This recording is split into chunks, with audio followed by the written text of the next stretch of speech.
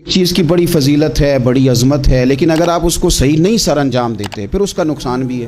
تو شریعت کے اندر فضائل بھی بیان کیے جاتے ہیں اور وعیدیں بھی بیان کی جاتی ہیں۔ ابن حبان کے اندر ایک روایت اس طرح بھی ہے، ایک تو ہے کہ رمضان کے فضائل بہت زیادہ ہیں، عظمت بہت زیادہ ہے۔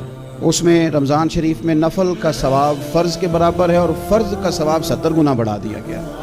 ایک تو یہ کہ فضائل بڑے ہیں، اور ایک یہ کہ اگر کسی نے اس سے پورا نفع نہ اٹھایا، رمضان کی برکتوں سے، فضیلتوں سے، سعادتوں سے جو لوگ بہرہواری نہ ہوئے، غافل رہے، ان کے لیے وعید بھی بیان فرمائے۔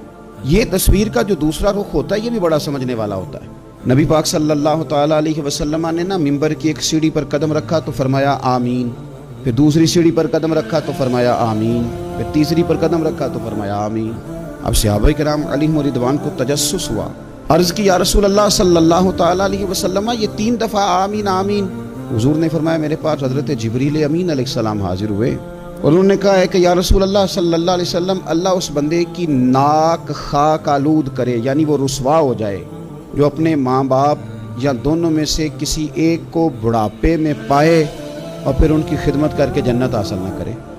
حضور فرماتے میں نے کہا آمین، گویا حضور رحمت للعالمین ہے، لیکن یہ بات اتنی ناپسندیدہ ہے ماں باپ کی نافرمانی کرنا کہ یہاں حضور نے بھی اظہار ناراضگی فرمایا آمین۔ پھر فرمایا دوسری سیڑھی پر جب میں نے قدم رکھا تو حضرت جبریل امین علیہ السلام اس وقت فرما رہے تھے کہ یا رسول اللہ صلی اللہ علیہ وسلم اس شخص کی ناک بھی خاک آلود ہو جائے جو اپنی زندگی میں رمضان کو پائے اور پھر بھی وہ جہنم سے آزادی حاصل نہ کر سکے، پھر بھی اس نے رب کو راضی نہیں کیا، رمضان ملا اسے، اس کی ناک خاک آلود ہو جائے، رسوا ہو جائے۔ تو حضور فرماتے ہیں میں نے کہا آمین۔ پھر محبوب فرماتے ہیں تیسری سیڑھی پہ قدم رکھا تو حضرت جبریل امین علیہ السلام عرض کرنے لگے یا رسول اللہ صلی اللہ تعالی علیہ وآلہ وصحبہ وبارک وسلم، آقا اس شخص کی ناک بھی خاک آلود ہو جائے جس کے سامنے آپ کا ذکر کیا جائے اور وہ آپ پر درود و سلام نہ پڑے۔ حضور فرماتے میں نے کہا آمین۔ تو ان وعیدوں پر بھی غور کریں، انہیں خاص توجہ دیں۔ ہر وقت انسان کو ایک طرح کا نہیں رہنا چاہیے یار۔ انسان دوستوں کی محفل میں اور طرح کا ہوتا ہے اور اپنے بزرگوں کی محفل میں اور طرح کا ہوتا ہے۔ اس کی کیفیات ہر جگہ ایک جیسی نہیں ہوتی، نہ رہنی چاہیے۔